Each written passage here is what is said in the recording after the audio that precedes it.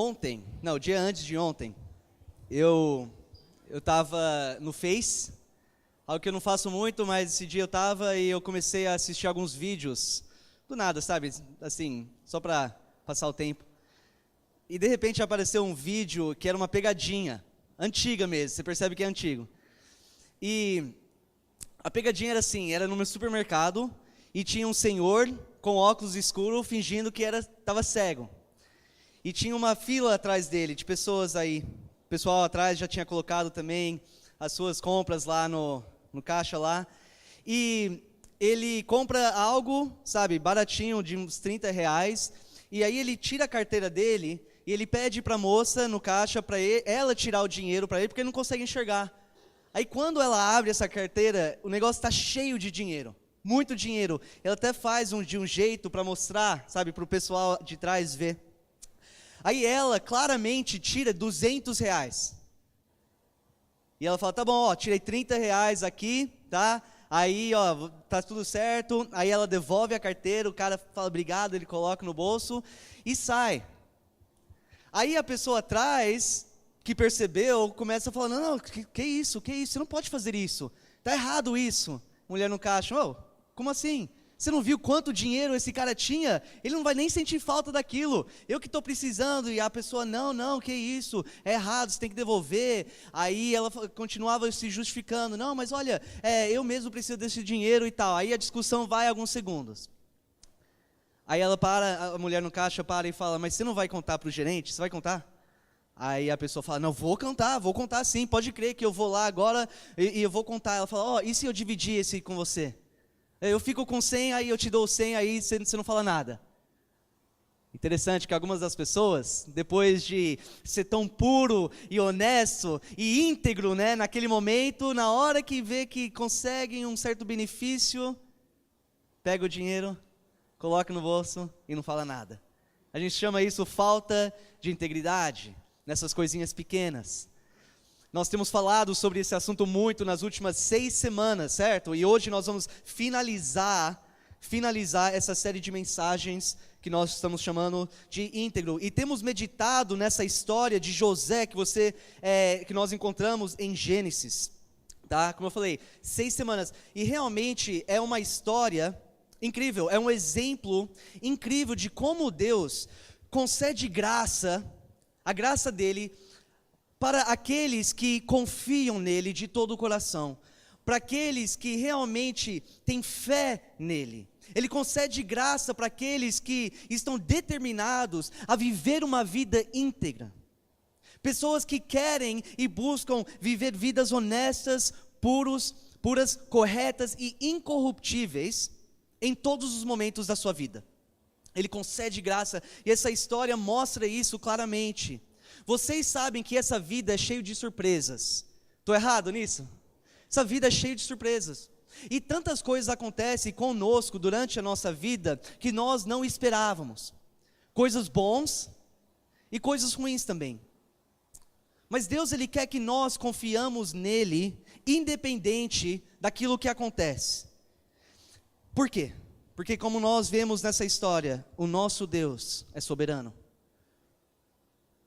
Ele quer que você confie nele simplesmente por causa disso. Porque ele é soberano. Então, mesmo quando você não tem controle sobre a sua própria vida, as suas emoções, as suas decisões, as suas circunstâncias e situações, você pode descansar no fato que o nosso Deus, que é soberano, ele está em controle. O nosso Pai Celestial, aquele que é tão bom e que nos ama tanto, Ele está em controle de tudo, então nós podemos ficar calmos, em paz, confiantes. Esse mesmo Deus tem um plano para a sua vida. Sim, a sua vida. Ele tem um plano, Ele tem um propósito, e Ele quer realizar esse propósito na sua vida. Só que é um propósito que às vezes demora um tempo. Para Deus realizar aquilo que Ele tem para você, demora, e muitas vezes, como vocês sabem também, esse processo dói, é doloroso.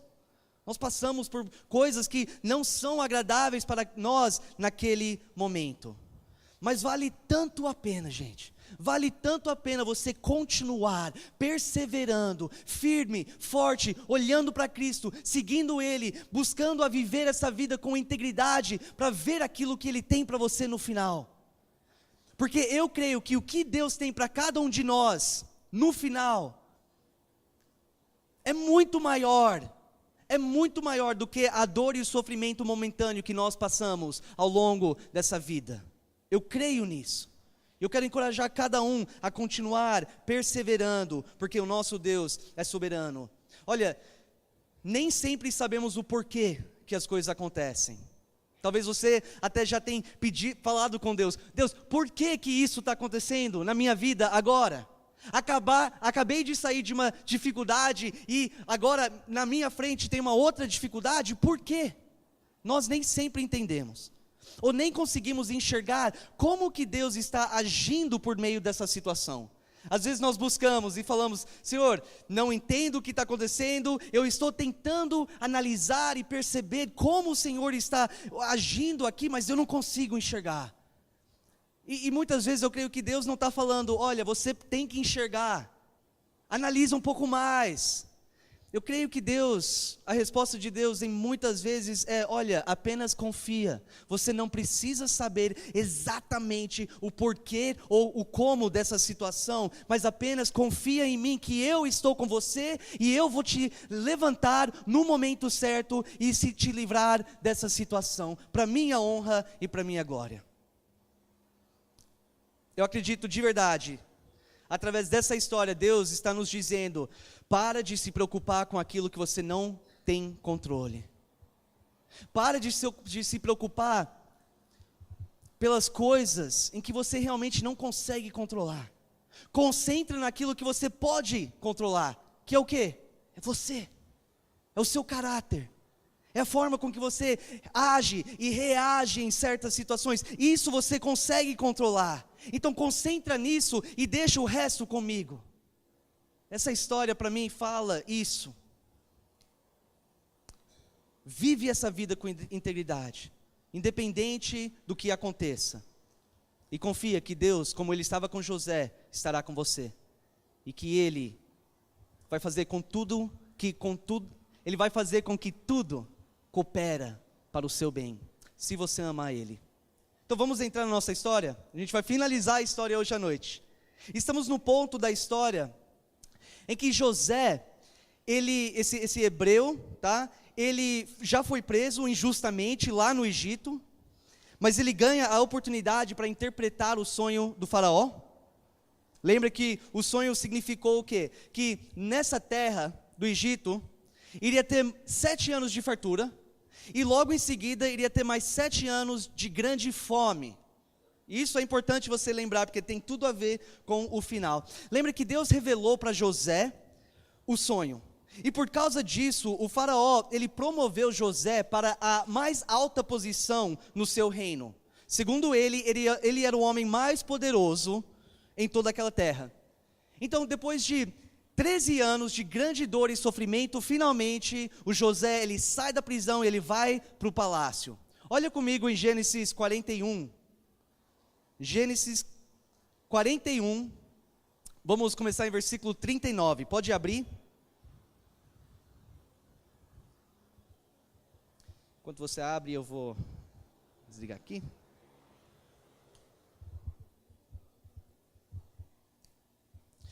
Gênesis 41, versículo 39.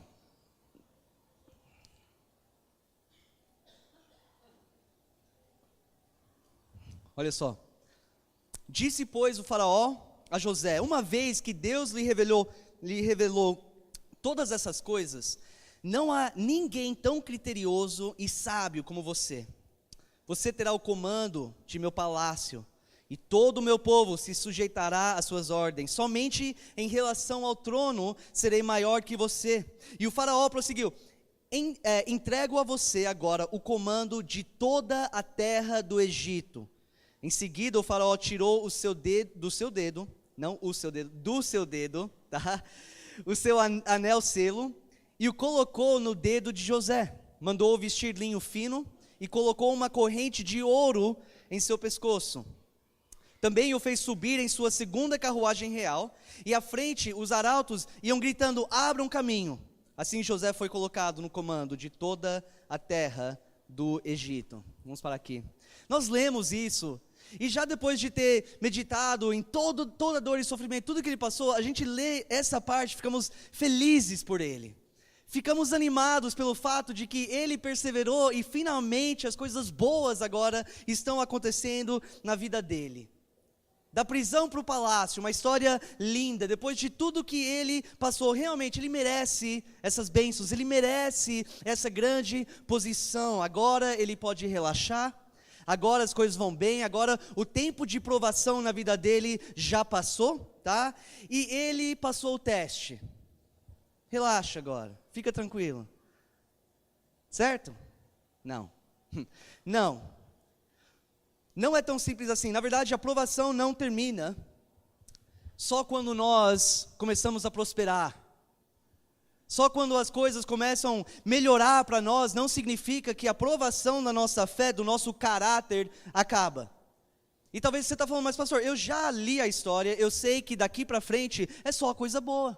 Ele não passa mais pelas dificuldades, ele não tem que enfrentar mais provações. Mas gente, só porque você alcança o palácio não significa que as provações acabaram. Na verdade, a próxima aprovação de José é com o próprio sucesso dele. A prosperidade agora, os bênçãos, como que ele vai lidar com a sua liberdade, agora que ele alcançou o poder, a fama? Será que ele permanece firme, fiel a Deus, mesmo depois de adquirir riquezas, fama, sucesso, poder, reputação, autoridade? Uma coisa é certa, que junto com prosperidade, dinheiro, fama, reputação, poder, sucesso, também vem muitas e muitas tentações. Muitas tentações. Por isso que o Paulo fala em 1 Timóteo 6,9, os que querem ficar ricos, caem em tentação, em armadilhas e em muitos desejos descontrolados e nocivos, que levam os homens a mergulharem na ruína e na destruição. Talvez é até mais difícil você manter a sua integridade quando as coisas estão indo bem na sua vida, do que quando as coisas estão difíceis. Talvez é mais difícil você manter a sua integridade quando as coisas financeiras estão bem na sua vida, do que quando você está com essa dificuldade financeira. Eu conheço pessoas, já conheci várias pessoas, que no meio da sua aflição, você tinha que ver o quanto que eles buscavam a Deus fervorosamente. Uma vida de oração super firme, forte. Eles não deixavam de orar, eles buscavam a Deus através da sua palavra, todos os cultos presentes, envolvidos, participando. Mas a partir do momento que as coisas começaram a melhorar, a partir do momento que a dor e o sofrimento começou a passar, sabe o que também passou? A busca de Deus, a dependência do nosso Deus, a sua fidelidade. Eu já vi muitas pessoas abrir mão, nos tempos bons de Deus, enquanto eles estavam passando dificuldade, eles estavam firmes e fiéis a Ele. Quantas histórias de pastores nós já ouvimos, que começaram o seu ministério com muita humildade, sinceridade, compaixão, amor pelo povo, realmente querendo fazer a vontade de Deus. Só que de repente o ministério começa a crescer um pouco, ele começa a receber mais e mais atenção, ele cria uma certa fama, e pouco a pouco você vê que a humildade dele começa a ser revertido, ele começa a se orgulhar com toda aquilo que está acontecendo debaixo do seu ministério, e se corrompem, e caem em pecados. Gente, a pessoa íntegra, ela permanece correto, honesto, puro, incorruptível, não somente nas dificuldades, mas também na prosperidade, nos tempos bons, quando tem paz e sucesso na sua vida. Olha comigo em versículo 46. José tinha 30 anos de idade quando começou a servir o faraó, rei do Egito. Ele se ausentou da presença do faraó e foi percorrer todo o Egito. Durante os 7 anos de fartura, a terra teve grande produção. José recolheu todo o excedente dos 7 anos de fartura no Egito e armazenou nas cidades. Em cada cidade, ele armazenava o trigo colhido nas lavouras das redondezas. Assim José estocou muito trigo, como a areia do mar. Tal era a quantidade que ele parou de anotar, tá? Porque ia além de toda a medida. Pula para versículo 53. Assim chegaram ao fim os 7 anos de fartura no Egito, e começaram os 7 anos de fome. Como José tinha predito, houve fome em todas as terras, mas em todo o Egito havia alimento. Mas quando todo o Egito começou a sofrer com fome, o povo clamou a Faraó por comida. E este respondeu a todos os egípcios: dirijam-se a José e façam o que ele disser. Quando a fome já se havia espalhado por toda a terra, José mandou abrir os locais de armazenamento e começou a vender trigo aos egípcios, pois a fome se agravava em todo o Egito. E de toda a terra vinha gente ao Egito para comprar trigo de José, porquanto a fome se agravava em toda a parte. A parte. Vamos parar aqui rapidinho. Deu para entender agora a situação de José agora. Ele literalmente é o cara mais importante no mundo. Ele está no controle do único estoque de alimento em toda a terra. O que ele fala, o que ele manda é o que acontece. E se você ler o próximo capítulo, você vê que o pai dele, Jacó, fica sabendo, lá no Egito, tem comida. Então ele pega os 10 filhos dele, o caçula Benjamim fica com ele, tá? Mas ele manda os 10 filhos, os irmãos de José, ele fala, vai até Egito para comprar alimento e traz de volta, para que a gente possa sobreviver. Quando os irmãos chegam no Egito, eles são direcionados a um homem chamado Zafanete-Paneia. Quem era Zafanete-Paneia? Era José. Lembra o nome dele mudou? Eles deram o nome desse. Aí de repente, os 10 irmãos entram na frente de José, não reconheciam ele. Porque do momento em que eles venderam José como escravo até esse ponto, passou 22 anos. E de repente eles entram na presença de José. E o que eles fazem? Eles se curvam diante dele. José reconheceu imediatamente quem eram os seus irmãos. E naquele momento a palavra fala que ele lembrou de um sonho que ele teve 22 anos antes, sobre aquele exato momento. Lembra em capítulo 37, 5 a 8? Diz assim, certa vez José teve um sonho e quando o contou a seus irmãos, eles passaram a odiá-lo ainda mais. Ouçam o sonho que tive. Disse-lhes, estávamos amarrando os feixes de trigo no campo, quando o meu feixe se levantou e ficou em pé, e os seus feixes se ajuntaram ao redor do meu e se curvaram diante dele. Seus irmãos lhe disseram, então você vai reinar sobre nós? Quer dizer que você vai nos governar? E odiaram ainda mais, por causa do sonho e do que tinha dito. Aquele momento, de repente, José reconhece, aquele sonho está se realizando neste momento. E eu creio que é neste momento que caiu a ficha mesmo para José. Que tudo o que aconteceu até aquele ponto, todas as dificuldades, todos os problemas, toda a dor, todo o sofrimento, não foi por acaso, que teve uma razão específica pelo qual ele teve que passar por tudo aquilo. Eu creio que ele reconheceu que a mão de Deus estava diretamente envolvido em toda aquela trajetória da vida dele até este ponto. E agora?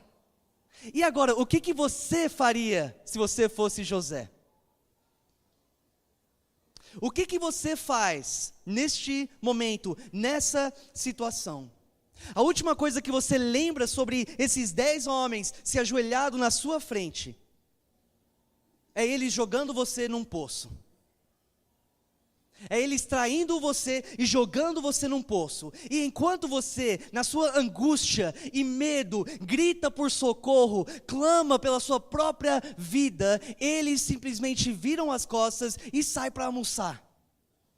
E quando eles veem uma caravana indo para o Egito, de mercadores, indo para o Egito, eles retiram você do poço e vendem você como escravo por 20 peças de prata. E enquanto esses mercadores estão colocando ferro e correntes em volta do seu pescoço e os seus pés, eles estão lá do lado apenas assistindo. E eles ficam lá, vendo esses mercadores arrastar você para fora, longe da sua família, como um animal. A última coisa que você lembra, esse foi o último contato que você teve com esses homens. E agora José é o cara mais poderoso do mundo, a não ser o faraó. Ele podia fazer o que ele quisesse, sem consequência nenhuma. Que momento perfeito de se vingar, não é verdade? Que momento perfeito para se vingar. Ele podia fazer a mesma coisa que eles fizeram com ele, ou pior ainda, e ninguém ia falar nada. O faraó não ia chegar e falar, ó, você cometeu um crime contra esses caras, agora você vai... Não. Ele tinha liberdade total. As vidas desses homens estavam nas mãos de José. Quando ele clamou por socorro, 22 anos atrás, eles viraram as costas. E de repente, eles agora estão clamando por socorro para ele. E agora? Naquele momento, José tem uma grande decisão para fazer, para tomar. Ele pode se vingar, ele pode fazer com que eles pagam pelos pecados dele, que eles sofram as consequências de tudo que fizeram com ele, que eles sentem mesmo toda a dor e sofrimento que eles causaram na vida dele. Ele podia ter feito isso, ou ele tem uma outra opção: perdoar. Perdoar. Simplesmente perdoar os seus irmãos. O que você faz? O que você faz quando alguém machuca você? O que você faz quando alguém te fere profundamente? Que pecam contra você, cometem ofensas contra você, o que você faz? Porque eu sei que cada um aqui já passou por injustiça, certo? Todos nós aqui já fomos machucados por alguém. Sentimos dor e sofrimento por uma outra pessoa, que uma outra pessoa causou. Mas todos nós aqui também temos a mesma escolha de José. Nós podemos guardar o rancor no nosso coração. Nós podemos odiar essas pessoas. Nós podemos desejar mal para eles. Querer mesmo ver eles sofrer como eles fizeram você sofrer. Você até pode esperar o momento certinho para se vingar, para fazer exatamente aquilo que eles fizeram com você. Ou você pode perdoar. Ou você pode perdoar. O que um homem íntegro faz? O que uma mulher íntegra faz numa situação dessa? Nós não temos muito tempo para falar sobre cada detalhe dessa história. Eu quero encorajar você a voltar para a sua casa e ler, porque é muito interessante. Mas nós vemos que José, ele ainda sem os seus irmãos o reconhecer, ele coloca os seus irmãos em provação. Ele queria testar a sinceridade deles, ele queria ver se os seus irmãos eram ainda aquelas pessoas que ele conhecia. Ele queria ver as intenções deles. E chega um ponto que o José reconhece os seus irmãos verdadeiramente diante de Deus, sabem que cometeu aquele pecado, reconhecem e sentem essa culpa por tudo que eles fizeram para com José. Eles, na verdade, estavam pensando que através dessas provações, Deus estava castigando eles por aquilo que eles fizeram com seu irmão. Sem saber que aquele homem na sua frente era José. E olha comigo capítulo 45. Gênesis 45.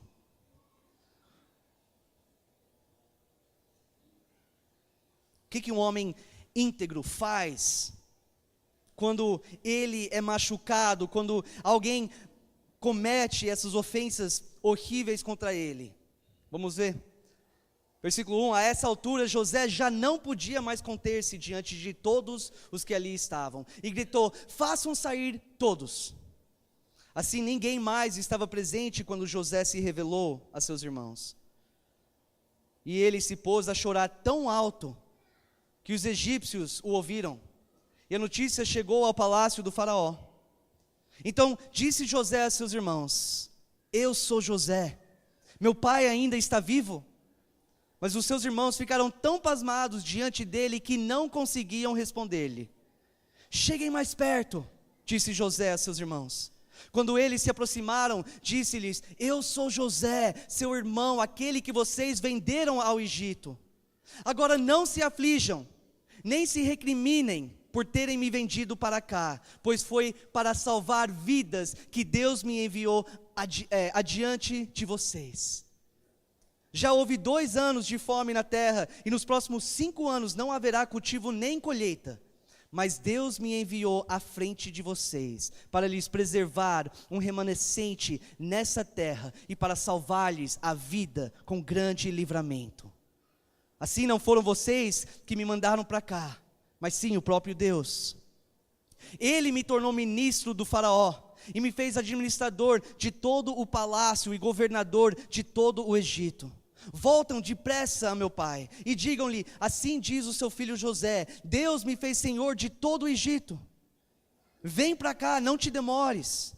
Tu viverás na região de Gósen, e ficarás perto de mim. Tu, os teus filhos, teus netos, as tuas ovelhas, os teus bois, e todos os teus bens.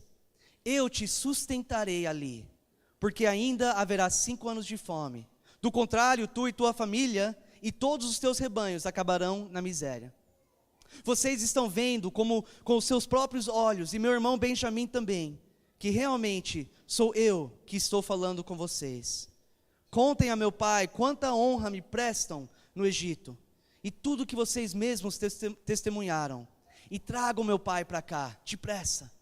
Então ele se lançou chorando sobre o seu irmão Benjamim, e o abraçou. Benjamim também o abraçou chorando. Em seguida beijou todos os seus irmãos e chorou com eles. E só depois os seus irmãos conseguiram conversar com ele. Vamos parar aqui. Incrível momento. Incrível momento.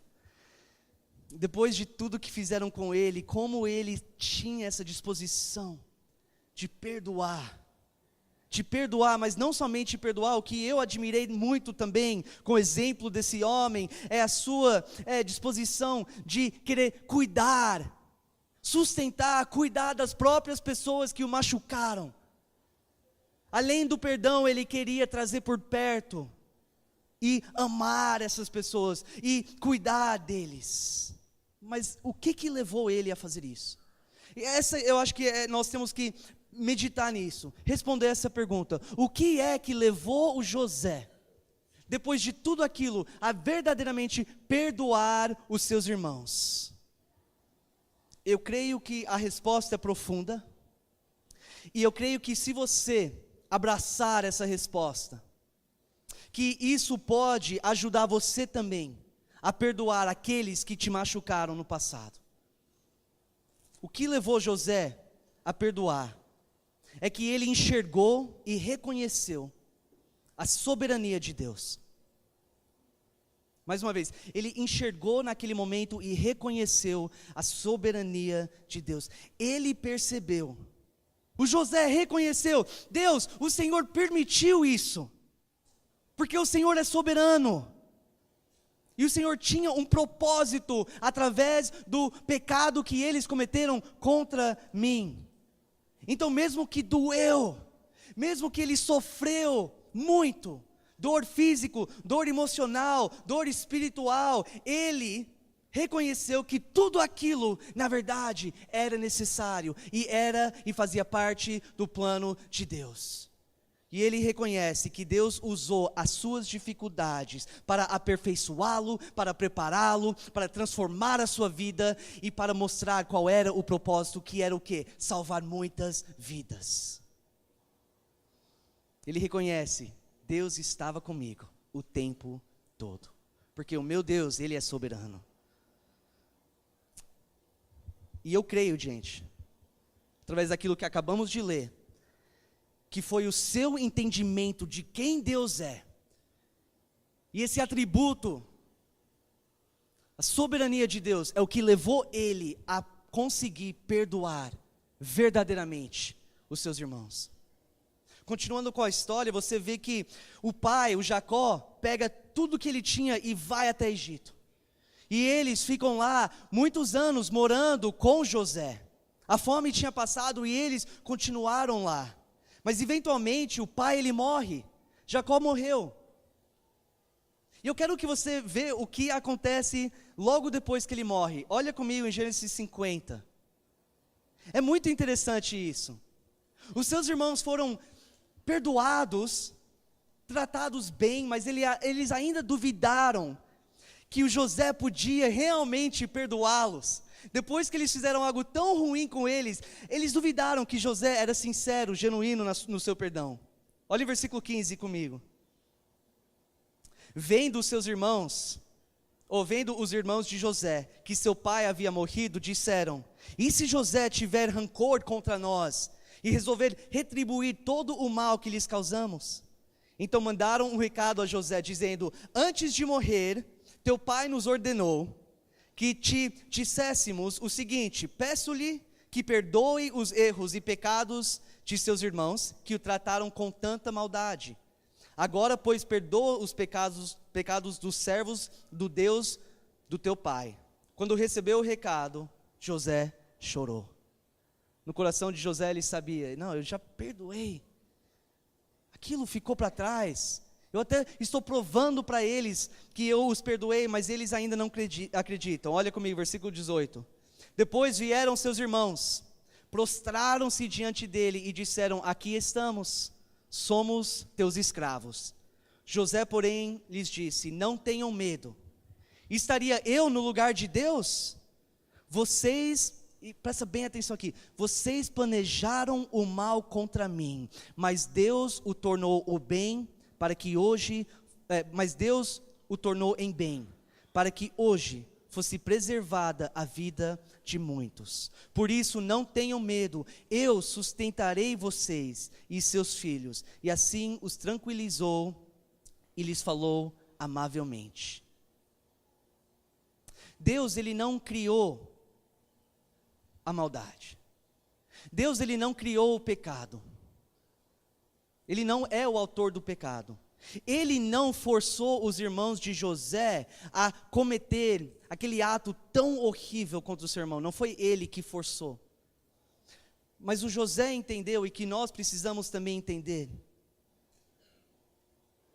é que Deus é tão soberano que Ele pode usar algo que alguém planejou de mal contra você, Ele pode tornar aquilo em bem.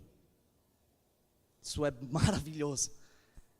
É maravilhoso de entender que mesmo que aquela pessoa estava planejando o mal para mim, mesmo que eles queriam que eu sofresse, que eu passasse por toda essa dor, mesmo que eu passei por aquilo, Deus ainda pode tornar aquela situação toda em bem, em algo bom para mim, e para minha vida, e para o meu futuro, e para as pessoas ao meu redor. Entendendo a soberania de Deus, pode fazer toda a diferença na sua decisão de perdoar ou de não perdoar aquela pessoa. No final das contas, aquele mal acabou sendo para o bem. Às vezes, a maldade e o pecado contra você pode acabar sendo uma grande bênção no final das contas. E é difícil a gente entender como, mas o nosso Deus entende. E Ele está com você.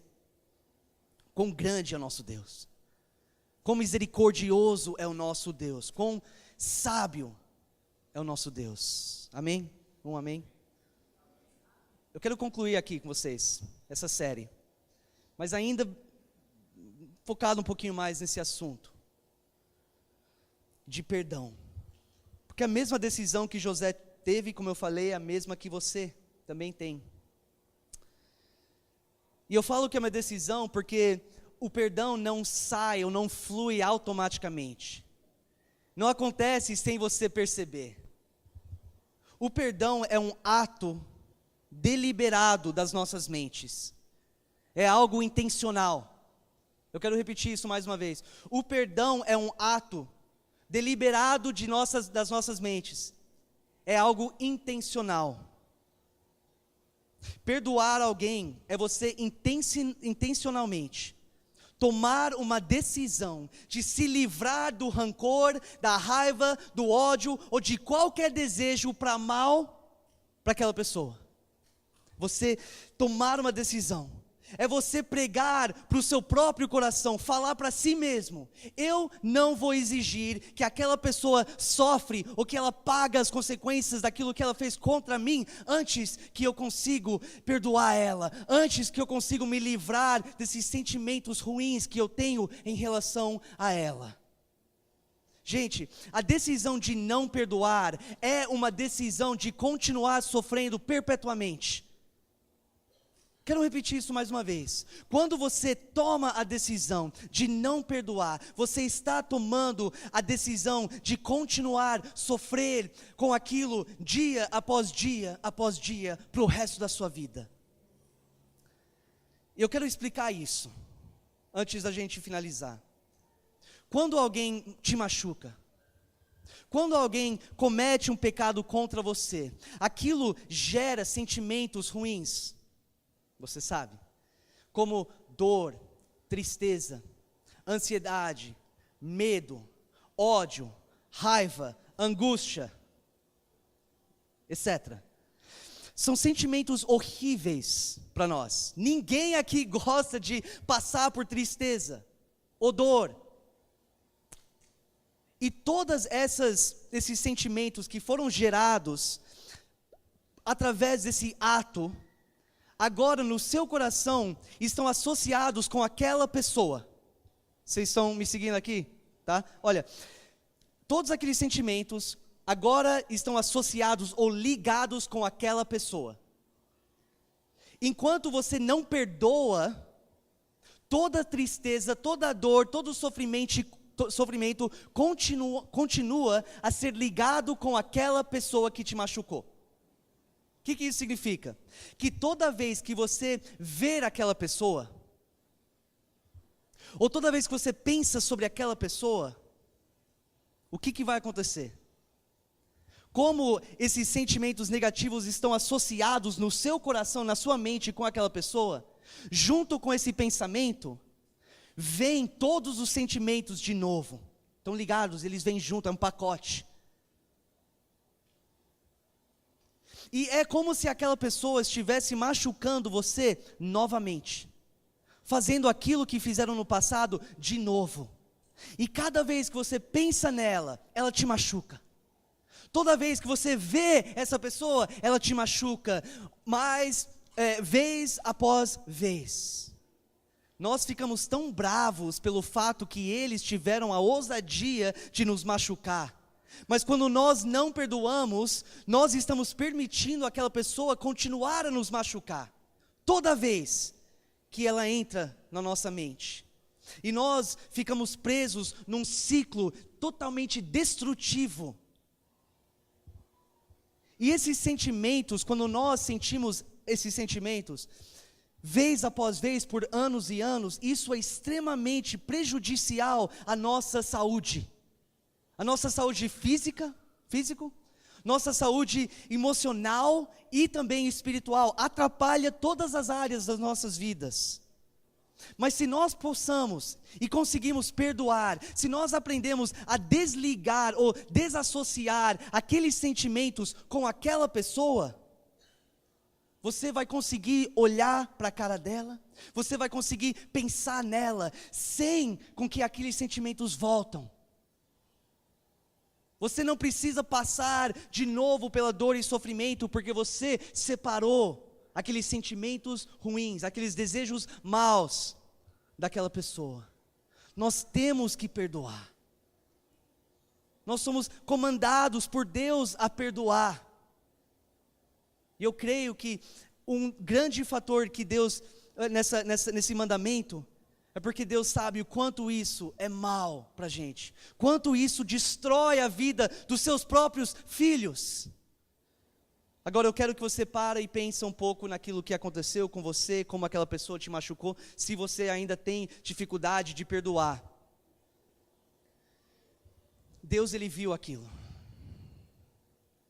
ou aquelas vezes, Ele viu, e como Ele viu isso acontecer na vida de José com seus irmãos, e como Ele poderia ter parado aquilo de acontecer, mas não parou, Ele também viu a sua situação, e não parou, não impediu aquilo de acontecer. Por quê? Porque Ele é soberano, porque Ele tem um plano para a sua vida, que vai além do que você consegue entender naquele momento. Ele tem um propósito, e olha, de alguma forma, eu não sei como, eu não vou nem tentar te explicar, mas de alguma forma, se você é um filho de Deus, se você tem aceitado Cristo como o seu Senhor e Salvador, de alguma forma, mesmo sem entender, Deus está usando cada momento, cada coisa que aconteceu com você, cada pecado que foi cometido contra você, para moldar a sua vida, para transformar você, e para preparar você, para poder cumprir o propósito que Ele tem para a sua vida. E como eu falei, esse propósito, eu creio de verdade, vai muito além, é muito maior do que a dor que qualquer pessoa pode cometer fazer a gente sentir. Então a minha oração hoje é que possamos confiar na soberania, na bondade e no amor de Deus. Eu sei que é fácil falar, né? Confia. Mas eu creio que se você faz isso, se você consegue confiar mesmo na sua soberania, você pode olhar para aquela pessoa que te machucou e você pode falar: você planejou o mal contra mim, mas Deus o tornou em bem. Ou você pode pensar naquela pessoa e falar: você planejou o mal contra mim, mas o meu Deus o tornou em bem. Mas isso só pode acontecer quando nós confiamos. Só vamos conseguir perdoar quando nós confiamos que Deus, Ele sabe, Ele está no controle, Ele tem algo melhor e maior para mim. E aquilo, eu não sei porquê, mas aquilo tinha um propósito. Eu sei que Deus não fez aquilo acontecer, mas Ele consegue tornar aquilo que aconteceu comigo em bem. Porque Ele me ama, porque Ele é bom, porque Ele é o meu Pai, e Ele quer o melhor para mim. E eu acredito que essa fé, esse entendimento da soberania de Deus, de quem Ele é e como Ele age em minha vida e em sua vida, vai te levar a perdoar pessoas que você precisa perdoar. Mas não só isso, vai te levar a ser uma pessoa íntegra, de verdade, para a honra e a glória de Deus. Vamos orar. Senhor Deus, nosso Pai, eu sei que quando nós abrimos assuntos desse tipo, quando nós começamos a falar sobre coisas que aconteceram no nosso passado, ou que talvez estão acontecendo agora, que atinge, afeta o nosso emocional, que machuca, que fere, que dói, eu sei que não é fácil ouvir, eu sei que não é fácil meditar, nem pensar sobre aquilo novamente. Mas eu creio que o Senhor vai conceder a sua graça para cada coração aqui, para que possamos olhar para o Senhor e confiar na tua bondade, no teu amor e na tua soberania. Que o Senhor possa nos ajudar a perdoar aquelas pessoas que pecaram contra nós. O Senhor conhece o coração de cada um aqui. O Senhor sabe exatamente a dor e o sofrimento que passaram, o que estão passando. Pai, derrama uma paz sobrenatural, conforta esses corações e dá a sua graça para que eles possam se livrar desses sentimentos ruins, então, que são tão destrutivos. Te agradeço pela tua palavra, pelo exemplo de José, que possamos viver vidas verdadeiramente de integridade. Obrigado, Senhor, em nome de Jesus, amém. Vamos levantar neste momento. Eu quero te dar mais uma razão pelo qual você precisa e deve perdoar. Pensa na história de José novamente. Quando você pensa na história, você vê que José, se você refletir um pouco, que ele é uma sombra de Jesus Cristo. Ele é uma sombra de Jesus Cristo. E nessa história, nós possamos entender, ou colocar Jesus na situação de José. E sabe quem são os irmãos? Nós. Cada um de nós aqui temos pecado contra o nosso Senhor. Cada um aqui tem agido como os irmãos de José e feito coisas detestáveis contra Jesus. E mesmo sem merecer, como José perdoou os seus irmãos e cuidou deles e estabeleceu um novo relacionamento com eles, Jesus Cristo quer fazer isso para você. Se você chegar diante dele como os irmãos de José fizeram e se curvar diante de Jesus, e você pedir perdão por tudo aquilo que você fez contra ele, ele é bondoso, ele é misericordioso para te perdoar e para cuidar de você, e estabelecer um relacionamento íntimo e pessoal contigo. Só que você tem que reconhecer, como os irmãos reconheceram, a sua culpa, que diante dele você precisa esse perdão, que você precisa se entregar nas mãos dele e deixar ele limpar a sua vida, te purificar, te perdoar de todos os pecados e te dar uma nova vida nele. Então, se você aqui ainda não fez isso, se você nunca aceitou Jesus Cristo como o Senhor e Salvador, você pode crer que Ele vai te perdoar, se você se curvar diante dEle e clamar por misericórdia e clamar por perdão.